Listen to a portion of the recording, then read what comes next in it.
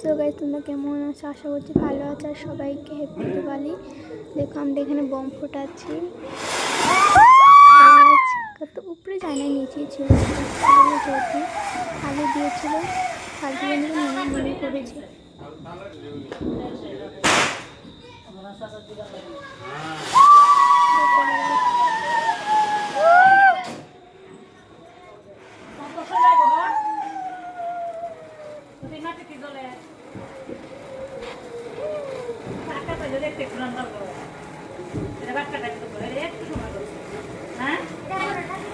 Video যে ভালো লাগে তুমি লাইক কমেন্ট শেয়ার করো, প্লিজ সাবস্ক্রাইব করতে ভুলো না।